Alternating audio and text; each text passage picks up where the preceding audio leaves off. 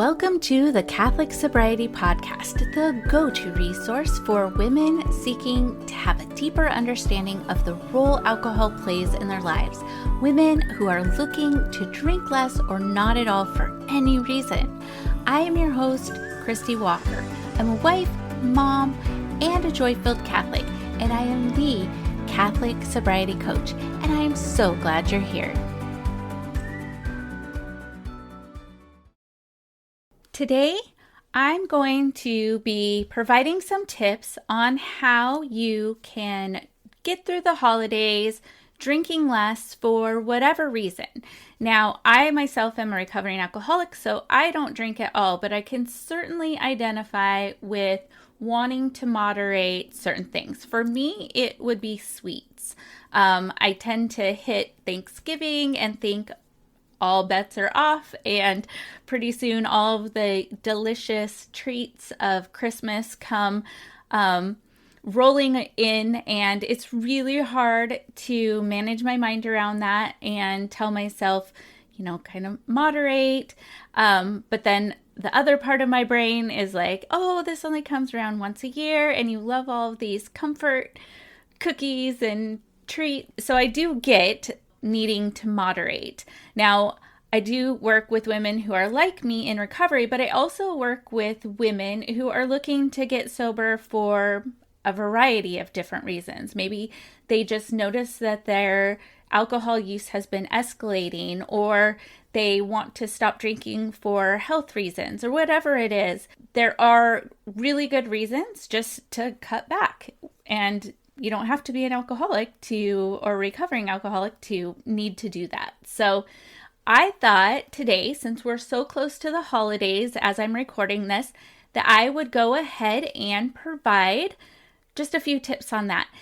The other thing is I'm really excited because I just finished up a free guide called Step Into Sobriety, your guide to drinking less and living more. So this is going to help you just kind of get curious about the role that alcohol plays in your life, and kind of just see when you use it, how you use it, and maybe monitor that for a little while. It'll be a great tool for anybody who is looking just to try out sobriety or just not drinking or moderating drinking for a little bit in the new year. So I hope you enjoy it. That's my gift to you. Merry Christmas. And please let me know if it helps you in any way, or if you notice anything that, maybe you'd like to see in it or needs tweaking. I am so all about constructive criticism as well. So that is welcomed. All right, let's dive on in to some tips on how you can limit your alcohol consumption during the holidays. So my first tip is just to set a limit.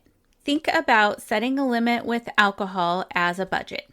Maybe you're only going to drink at this party, or maybe you are only going to drink once a week or on the weekends, or, whatever those limits are for you. One of the best ways is just to decide how many drinks you will have and then stick to it. And once you have reached your limit, then just switch to water or another non-alcoholic beverage. The second tip that I have for you is just to check in with yourself when you're reaching for that glass of wine or whatever it is, and ask yourself, what do I really want? Am I drinking because my family is driving me crazy? Am I drinking because I'm celebrating? Am I drinking because this is an activity that I usually do when I'm doing something else, like wrapping presents? Are you looking for a reward? Are you bored? Are you trying to get a buzz? Or maybe you're trying to get better sleep. Whatever it is, just start getting very curious about the role that alcohol plays in your life and why you are reaching for a glass and when you're doing that. Obviously, if it's at a party, a lot of times, or like a holiday party or something, it's just something that we do to socialize and fit in. But if you are drinking outside of that, then maybe it's time just to kind of get curious and ask yourself why that is. Okay, my third tip is actually not my tip. I just heard it on the Take a Break podcast with Rachel Hart. And I hadn't heard this before, but it makes total sense.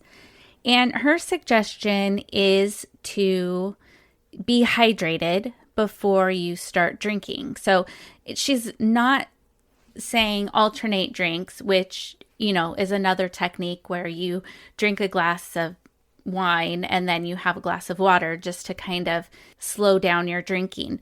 This is different. It is actually being hydrated throughout the day, making sure that you're not dehydrated when you decide to, have a drink. Because what happens is if you're already dehydrated and then you have an alcoholic beverage, the alcohol actually dehydrates you more and then makes you even more thirsty. So then you drink more and it just kind of becomes like this vicious cycle of drinking more because you're thirsty and then it's dehydrating you and on and on and on. So if you make sure that you are well hydrated before that, again, throughout the day, and then, you can even alternate drinks while you're out there just to keep hydrated, or while you're drinking, to keep hydrated. And that will help slow you down and hopefully prevent you from becoming too intoxicated and to help you drink less. My fourth tip for cutting back on drinking through the holidays is to actually bring some of your own drinks and make sure that they are a non-alcoholic alternative. Now, this is something that I always do because when I go to a party, I don't necessarily know what non-alcoholic beverages they're going to have to drink. It might be soda, and I'm not a big soda drinker. Maybe it's just plain water, and I'm kind of picky about my water. Like, I don't like tap water, so I'll bring like sparkling water or something else.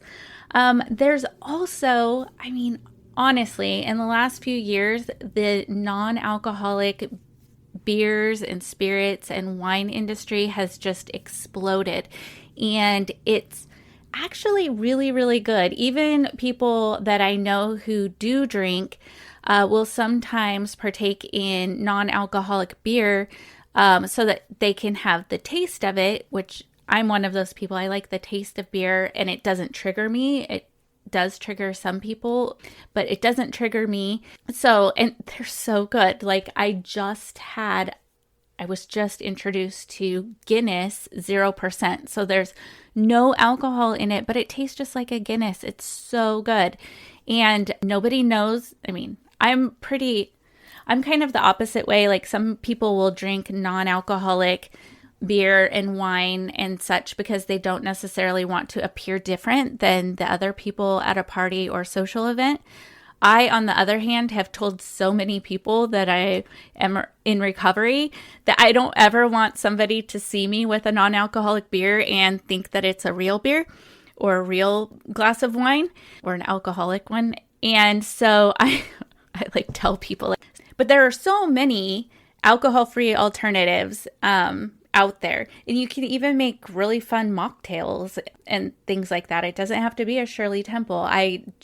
When my husband and I celebrated our anniversary this year, we went to this really nice restaurant and they actually had some wonderful mocktails on there. I had a mojito and it was so good and it looked so pretty and I felt so fancy. So you can still have fun, you can still be festive, and you can do that by reducing or eliminating your alcohol intake. My fifth and final tip on reducing your alcohol intake this holiday season or eliminating it altogether is just to remind yourself why you're doing it. Why did you decide that maybe you should take a closer look at how much you're drinking? Will reducing your alcohol intake help you towards your fitness or health goals? Will it help you be more present with your family? Will reducing your alcohol consumption help you just wake up happier and without a hangover, reduce your anxiety, help you sleep. There's a lot of benefits to not drinking or greatly reducing your alcohol intake. So I highly recommend, researching those and taking time to, delve deep into why you started exploring it in the first place. Okay, well, those are my 5 tips. But before I close the show out, I want to ask you a few questions to ponder. You can play this back if you don't have a pen and paper handy, or if you're driving or walking or something. But really think about these questions in relation to your drinking and your desire to want to cut back or quit altogether.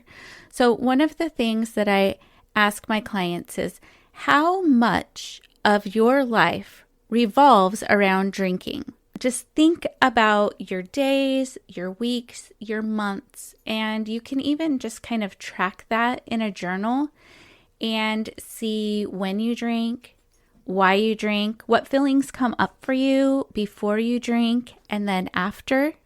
The other thing that I ask my clients is, what will it cost you if you continue drinking at the level that you are now? Are the hangovers getting to be a bit much? Do you feel bloated or like you're gaining weight? Do you have poor sleep? Like, do you find yourself drinking alcohol and being able to fall asleep easy, but like clockwork, you wake up at 3 a.m. and you can't get back to sleep? Do you feel bad knowing that you are driving your kids to school with a mild hangover? Do you miss moments that you know that you aren't going to get back? Do you have anxiety, depression? Do you feel dehydrated? These are all things to consider when you're counting the cost of your drinking.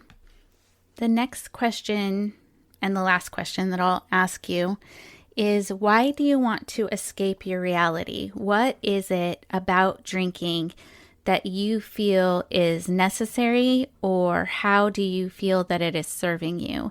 And then really examine that to find out if indeed it is, or if it's gotten to the point where it is no longer serving you. Can you think of some ways that you can do instead of drink when those feelings come up? So let's say the kids are being really loud and it's hard to even concentrate on your own thoughts. And so automatically you reach for that glass of wine just to kind of have a chill out moment or a moment to yourself. Can you put in your AirPods and listen to a podcast or music? Can you just kind of retreat to your room for a little bit just to kind of have some quiet and some peace so that you can journal? Can you take the kids to the park? Get them, maybe they're fighting, but if you load everybody in the car, this was one of my favorite things to do when my kids were little. I would just load everybody up in the car, take them to the park, let them run off their energy. They would go, they would have fun. I would feel better about it. Yeah, so that was one of the things I did. Can you engage with them by playing a game together or reading a book, whatever it is for that particular situation? Just kind of maybe having a list of, like 30 to 50 things that you could do instead of drinking, depending on what circumstances arise that prompt your drinking. And then you can just refer to that when you feel the need to reach for a glass. Well, that does it for this episode of the Catholic Sobriety Podcast. I hope you enjoyed this episode, and I would invite you to share it with a friend who might also get value from it as well. And make sure you subscribe so you don't miss a thing. I am the Catholic Sobriety Coach, and if you would like to learn how to work with me or learn more about the coaching that I offer, visit my website, thecatholicsobrietycoach.com. Follow me on Instagram at the Catholic Sobriety Coach. I look forward to speaking to you next time. And remember, I am here for you. I am praying for you. You are not alone.